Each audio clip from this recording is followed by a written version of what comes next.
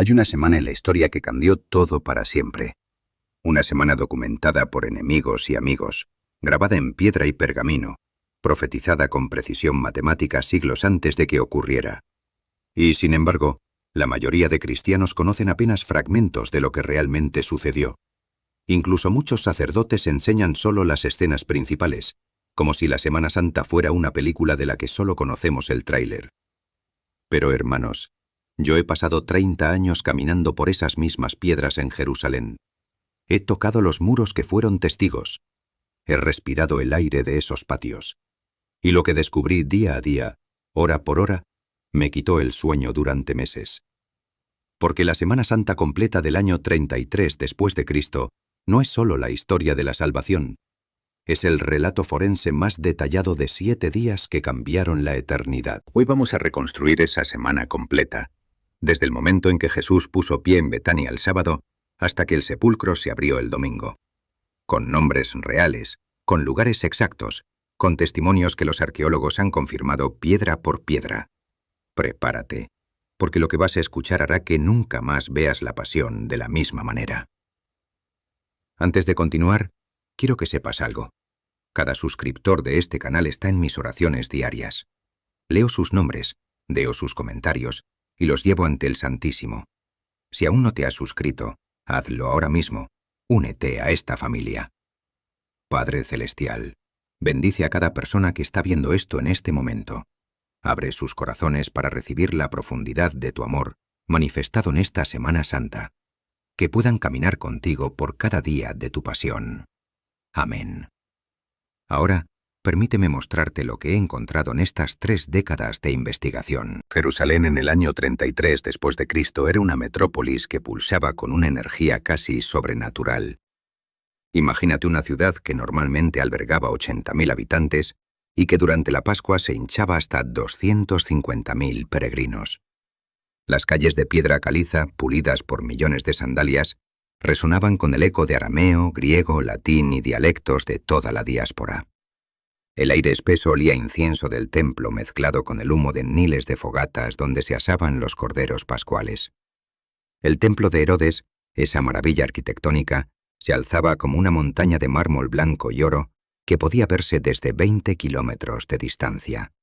Sus muros de contención, construidos con piedras de hasta 570 toneladas cada una, seguían siendo un misterio de ingeniería que desafía nuestra comprensión moderna.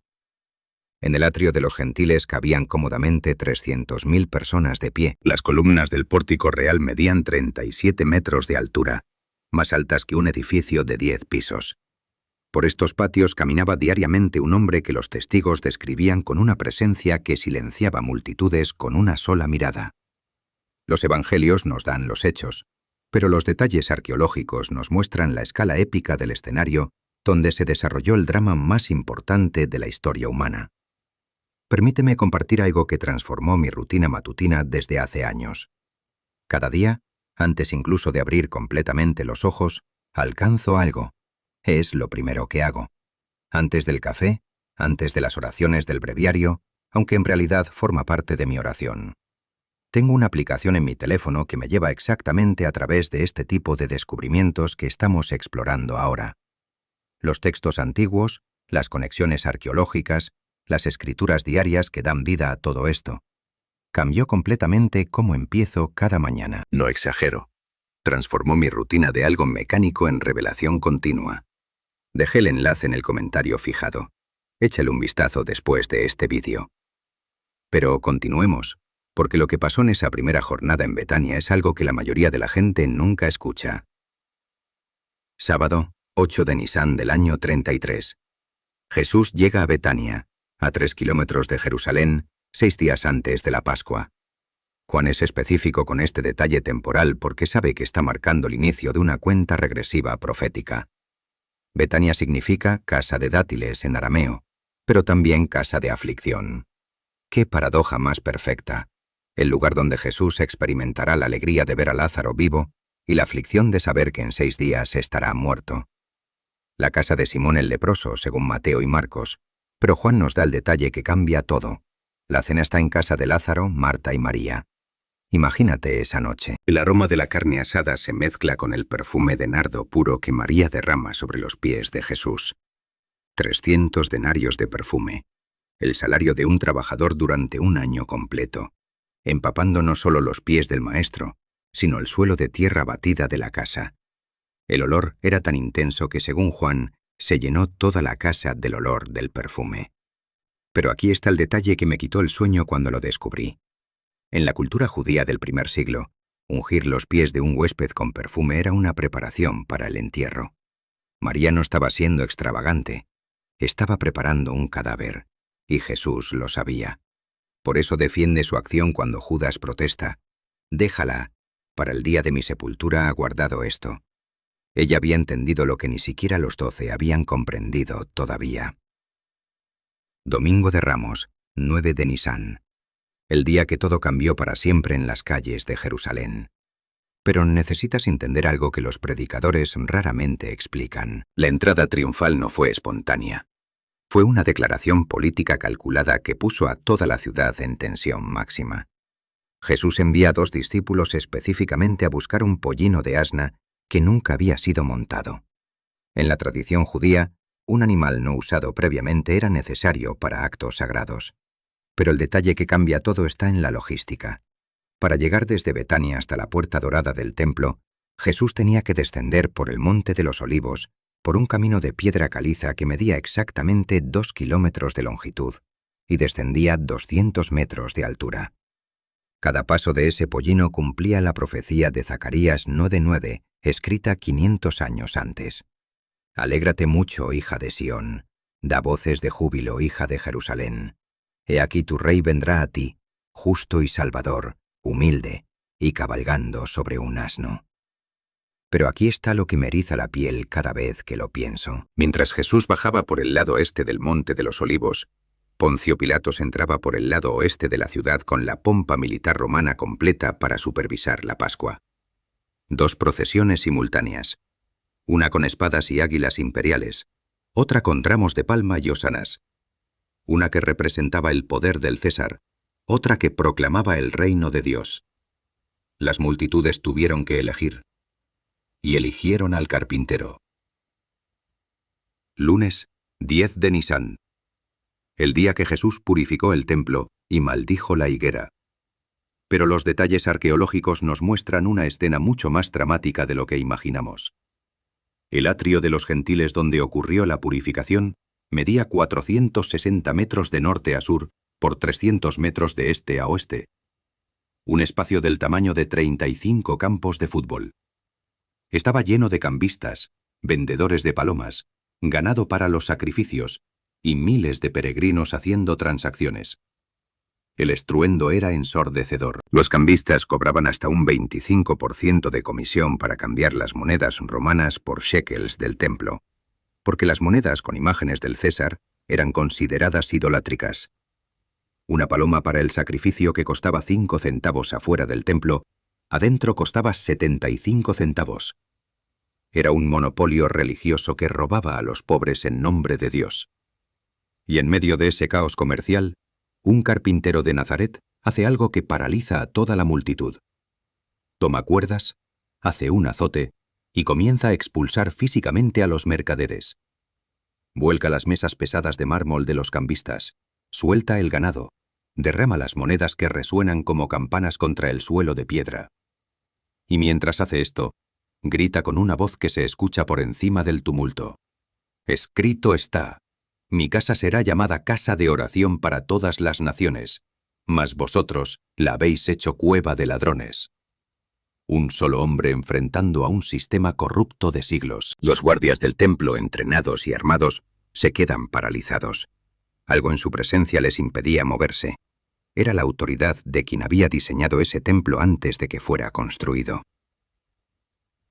Martes, 11 de Nisán. El día de las controversias. Los principales sacerdotes, los escribas y los ancianos lo confrontan directamente. ¿Con qué autoridad haces estas cosas?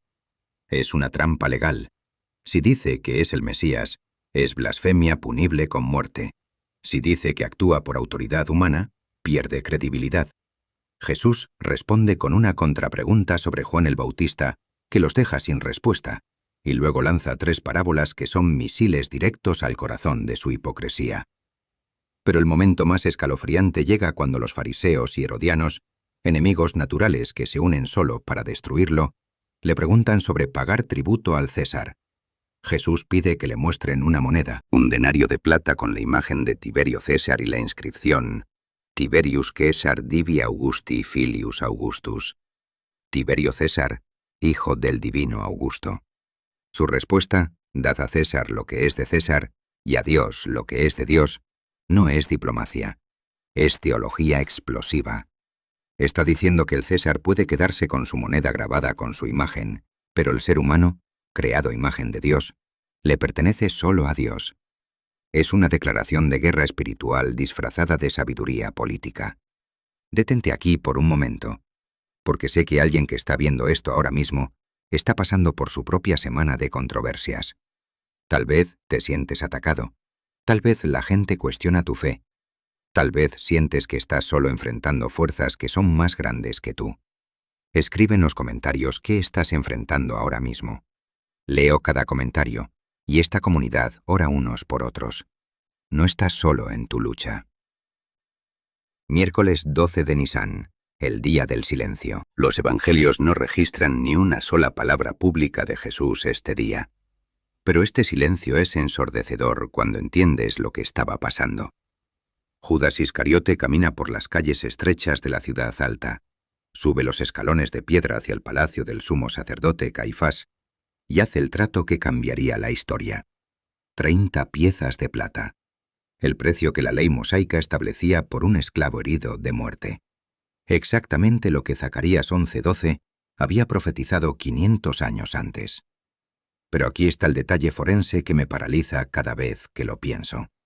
Mientras Judas cuenta esas monedas de plata en sus manos temblorosas, Jesús está probablemente en Betania, sabiendo exactamente lo que está ocurriendo. Puede ver el futuro con la misma claridad que nosotros vemos el pasado. Sabe que en menos de 48 horas, esas 30 monedas comprarán suficiente sufrimiento para salvar al mundo. Y sin embargo, no huye. No cancela la misión. No convoca legiones de ángeles. Se queda. Porque sabe que el miércoles silencioso es la pausa necesaria antes de que comience la sinfonía de la redención. Jueves 13 de Nisán. El día que cambió la definición del amor para siempre. Pero empecemos donde los evangelios empiezan, con los preparativos para la Pascua. Jesús envía a Pedro y Juan con instrucciones específicas. Id a la ciudad, y os saldrá al encuentro un hombre que lleva un cántaro de agua. Esto era una señal extraordinariamente específica en una cultura donde solo las mujeres llevaban cántaros de agua. Los hombres llevaban odres de cuero. Un hombre con cántaro de barro era tan inusual como ver un sacerdote en bikini. Era una señal imposible de confundir. La tradición cristiana identifica este lugar como la casa de Juan Marcos, cuya madre María tenía una casa lo suficientemente grande como para albergar reuniones de la iglesia primitiva. Imagínate esa habitación. Un aposento alto, amueblado, con cojines de lana distribuidos alrededor de una mesa baja de madera de cedro. Las lámparas de aceite proyectan sombras danzantes en las paredes de piedra caliza. El aroma del cordero asado se mezcla con las hierbas amargas y el vino sin fermentar. Y en esa atmósfera íntima, Jesús hace algo que deja a los 12 completamente conmocionados. Se levanta de la mesa, se quita el manto exterior, toma una toalla, echa agua en un lebrillo y comienza a lavar los pies de sus discípulos. En esa cultura, lavar pies era trabajo de esclavos gentiles. Ni siquiera un esclavo judío podía ser obligado a hacerlo. Era el acto de mayor humillación social imaginable. Y el Creador del universo se arrodilla voluntariamente para limpiar el polvo de los caminos de los pies callosos de pescadores y cobradores de impuestos. Pero el momento que me quiebra cada vez que lo contemplo es cuando llega a Judas. Jesús sabe exactamente lo que Judas ha hecho esa mañana. Sabe que en pocas horas, esos mismos pies que está lavando con ternura, caminarán hacia el huerto para entregarlo con un beso. Y sin embargo, los lava, los seca, Los trata con la misma delicadeza que los de Juan, el discípulo amado. Es amor en su expresión más pura y dolorosa. Amor que conoce la traición y sirve de todos modos. Después del lavamiento instituye la Eucaristía. Toma pan ácimo, lo parte y dice palabras que reverberan a través de 20 siglos. Esto es mi cuerpo, que por vosotros es partido. Luego toma la copa de vino y declara: esta copa es el nuevo pacto en mi sangre. No es simbolismo poético, es anatomía profética. En menos de 16 horas, ese cuerpo será literalmente partido y esa sangre será derramada. Está celebrando su propio funeral mientras está vivo. Viernes 14 de Nisán, el día que el cielo y el infierno colisionaron en una colina llamada Calvario. Pero comencemos en el huerto de Getsemaní, cuyo nombre en arameo significa prensa de aceite. ¡Qué perfecta ironía! El lugar donde se prensaban las aceitunas para extraer su aceite se convierte en el lugar donde se prensa el alma del Salvador para extraer su sangre redentora. Los evangelios nos dicen que Jesús experimentó hematidrosis, una condición médica real donde el estrés extremo causa que los capilares alrededor de las glándulas sudoríparas se rompan, mezclando sangre con sudor. Lucas, siendo médico, lo describe con precisión clínica. Y era su sudor como grandes gotas de sangre que caían hasta la tierra. La presión arterial de Jesús había alcanzado niveles que habrían matado a un hombre normal. Pero aquí está lo que me destroza el corazón. Mientras está experimentando esta agonía física, ora 3 veces la misma oración. Padre mío, si es posible, pase de mí esta copa, pero no sea como yo quiero, sino como tú. No está negociando, está aceptando. Es la voluntad humana de Jesús, sometiéndose completamente a su voluntad divina. Es el momento donde la salvación del mundo se decide no en un trono, sino de rodillas en la tierra empapada de sangre. La traición llega con antorchas y espadas. Judas se acerca con el beso que se convierte en el símbolo universal de la hipocresía. Pero cuando los soldados intentan arrestar a Jesús, sucede algo que los evangelios apenas susurran. Juan 18:6 dice que cuando Jesús les dice, «Yo soy», todos retrocedieron y cayeron a tierra. Una compañía romana completa, entre 300 y 600 soldados entrenados, caen al suelo por el poder de 2 palabras en boca del carpintero. Por un momento, su gloria divina se filtra a través de su humanidad. Podría haberlos destruido a todos. En vez de eso, los ayuda a levantarse y se entrega voluntariamente. Los juicios son una farsa judicial que violaría cada principio de jurisprudencia conocido. Primero ante Anás, el exsumo sacerdote que controlaba el monopolio religioso que Jesús había desafiado el lunes. Luego ante Caifás y el Sanedrín, donde los testigos se contradicen entre sí hasta que finalmente Caifás le hace la pregunta directa: ¿Eres tú el Cristo, el Hijo del Bendito? La respuesta de Jesús sella su destino. Yo soy, y veréis al Hijo del Hombre sentado a la diestra del poder de Dios, y viniendo en las nubes del cielo.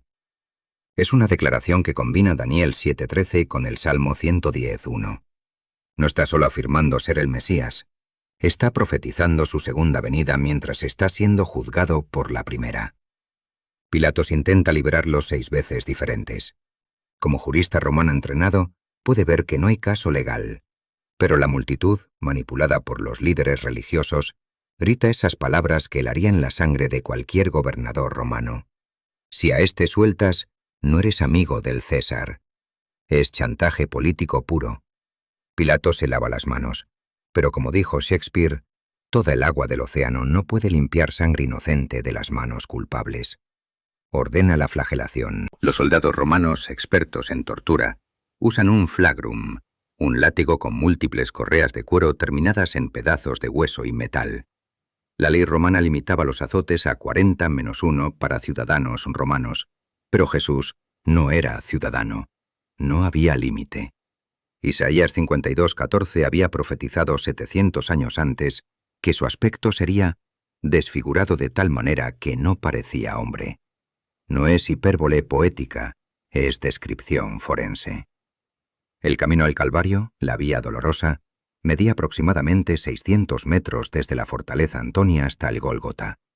Jesús, después de haber perdido aproximadamente un cuarto de su volumen sanguíneo por la flagelación, carga el patibulum, la viga horizontal de la cruz, que pesaba entre 30 y 40 kilos. Las calles de piedra caliza, pulidas por millones de pasos, estaban resbalosas con la sangre que goteaba de sus heridas. Cuando ya no puede continuar, los soldados requisaron a Simón de Cirene, un peregrino judío que había venido desde África del Norte para la Pascua. Marcos menciona que Simón era padre de Alejandro y de Rufo, sugiriendo que sus hijos se hicieron cristianos conocidos en la iglesia primitiva. Cargar la cruz de Cristo cambió toda su familia. En el Gólgota, lugar de la calavera, crucifican a Jesús entre dos ladrones. La crucifixión era tan horrible que Cicerón dijo que la palabra misma no debería mencionarse en conversación educada. Los clavos, de aproximadamente 18 centímetros de largo, se martillaban a través de las muñecas, no las palmas, porque las palmas no pueden sostener el cuerpo. El nervio mediano, el más grande de la muñeca, sería perforado, causando dolor que literalmente no tiene palabras para describir. De ahí viene nuestro término excruciante, del latín ex cruce, fuera de la cruz. Es dolor tan intenso que requirió inventar una palabra nueva. Los pies se clavaban al poste vertical con un solo clavo a través de ambos, generalmente entre el segundo y tercer metatarsiano. La muerte venía típicamente por asfixia. Para respirar, la víctima tenía que empujarse hacia arriba con sus pies clavados, causando dolor inimaginable con cada respiración. Podía durar días. Pero Jesús muere en solo 6 horas. Sus últimas 7 palabras desde la cruz son un microcurso en teología. Padre, perdónalos, porque no saben lo que hacen. Intercesión en agonía. De cierto te digo que hoy estarás conmigo en el paraíso. Promesa al ladrón arrepentido. Mujer, he ahí tu hijo, he ahí tu madre. Cuidando de María hasta el final. Dios mío, ¿por qué me has desamparado? El grito de separación cuando carga con el pecado del mundo. Tengo sed. La única expresión física de necesidad. Consumado es. Tetelestai, en griego, pagado completamente. Padre, en tus manos encomiendo mi espíritu. Confianza final. Y luego, según Marcos, clamando a gran voz, expiró. No murió por las heridas. Entregó voluntariamente su espíritu. Juan lo dice claramente. Nadie me quita la vida, sino que yo de mí mismo la pongo. Cuando el soldado romano clava la lanza en su costado, sale sangre y agua. Juan es específico. Y el que lo vio da testimonio, y su testimonio es verdadero. Médicamente esto indica pericarditis traumática. El saco que rodea el corazón se había llenado de fluido seroso que se separa de la sangre después de la muerte. Juan describe perfectamente una condición médica que no se entendería científicamente hasta 18 siglos después. Sábado 15 de Nisán, Sábado Santo. El día más silencioso en la historia del universo. Jesús está muerto. Su cuerpo yace en la tumba nueva de José de Arimatea, tallada en roca sólida, sellada con una piedra que pesaba entre 1 y 2 toneladas. Los discípulos están escondidos, derrotados, seguros de que todo había sido un error catastrófico. María Magdalena llora inconsolablemente. Pedro vive con la culpa de haber negado 3 veces al hombre que había amado más que su propia vida. El cielo está en silencio, pero ese silencio no es vacío. Es el silencio antes de la explosión más grande en la historia del cosmos. Domingo 16 de Nisán, el día que la muerte murió. Las mujeres llegan al sepulcro muy de mañana, siendo aún oscuro, según Juan. Llevan especias aromáticas para completar el embalsamamiento interrumpido por el sabbat. Pero cuando llegan, encuentran la piedra removida, no empujada a un lado, sino removida completamente, como si hubieran desaparecido. Pedro y Juan corren al sepulcro. Juan llega primero, pero no entra. Pedro, impulsivo como siempre, entra directamente y ve algo que lo deja sin palabras. Los lienzos mortuorios están ahí, pero colapsados, como si el cuerpo hubiera desaparecido de adentro hacia afuera. El sudario que había estado sobre su cabeza está doblado en un lugar aparte. En la cultura judía, cuando un maestro se levantaba de la mesa y doblaba su servilleta, significaba que regresaría. Era una señal silenciosa. No he terminado. La evidencia de la resurrección no se basa en un sepulcro vacío. Se basa en más de 500 apariciones documentadas durante 40 días. A María Magdalena en el huerto, a los discípulos en el aposento alto, a los 2 en el camino a Emaús, a Pedro individualmente, a Tomás con sus dudas, a 500 hermanos a la vez, según Pablo, a Santiago, su hermano escéptico que se convierte en líder de la Iglesia de Jerusalén. Cada encuentro documentado, cada testigo dispuesto a morir por lo que había visto. Y murieron, todos excepto Juan. Fueron crucificados, apedreados, decapitados, porque se negaron a retractarse de lo que sabían que había ocurrido.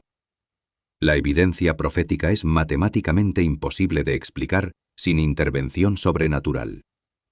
Daniel 9, 24-27 predice el año exacto de la muerte del Mesías. Isaías 53, escrito 700 años antes, describe la crucifixión en detalle médico.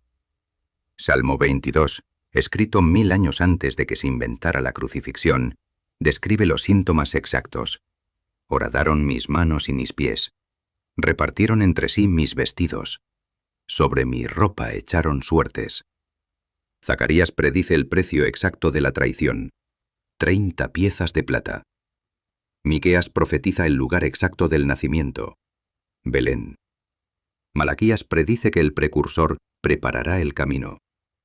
La probabilidad matemática de que una sola persona cumpliera todas las profecías mesiánicas por casualidad es 1 en 10 elevado a la potencia 17. Es como encontrar una moneda marcada en un estado cubierto por monedas hasta 60 centímetros de altura. Entonces, después de caminar contigo día a día por esa semana que cambió la eternidad, quiero preguntarte algo personal. Y lo digo en serio. ¿Has tenido algún momento en tu vida donde sentiste que Dios estaba orando específicamente por ti? Porque eso es exactamente lo que pasó esa noche en Getsemaní. Jesús no solo oró por los discípulos que estaban con él. Juan 17:20 dice: «Mas no ruego solamente por estos, sino también por los que han de creer en mí por la palabra de ellos». Esa eres tú. Esa soy yo. Hace 2000 años, en la noche más oscura de su alma, Jesús oró tu nombre. Conocía tu cara, vio tu vida, y decidió que valías cada gota de sangre que derramaría al día siguiente. Ahora, antes de que vayas a cualquier otro lado, todo lo que acabamos de recorrer, las piedras, las profecías, las lágrimas de Cristo, esto no puede ser solo un vídeo que diste una vez. Necesita convertirse en parte de tu caminar diario. Exactamente por eso puse algo en el comentario fijado. La herramienta que mencioné antes, la que uso cada mañana antes de la misa, toma todo lo que discutimos hoy y lo convierte en un encuentro diario con Dios. No una vez, cada día. Ve al comentario fijado ahora mismo. No lo pases de largo. Si este vídeo cambió cómo ves la Semana Santa, suscríbete. Voy así de profundo cada semana. Y una cosa más. Ahora mismo, mientras sientes esto, piensa en una persona. Solo una. Alguien que está luchando, alguien que está buscando, alguien que necesita saber que no está solo. Envíale este vídeo. Podrías cambiarle la vida esta noche. Podría ser la respuesta a una oración que hizo anoche. Porque la Semana Santa no terminó hace 2000 años. Continúa cada vez que alguien escucha esta historia y decide que vale la pena seguir al carpintero que venció a la muerte.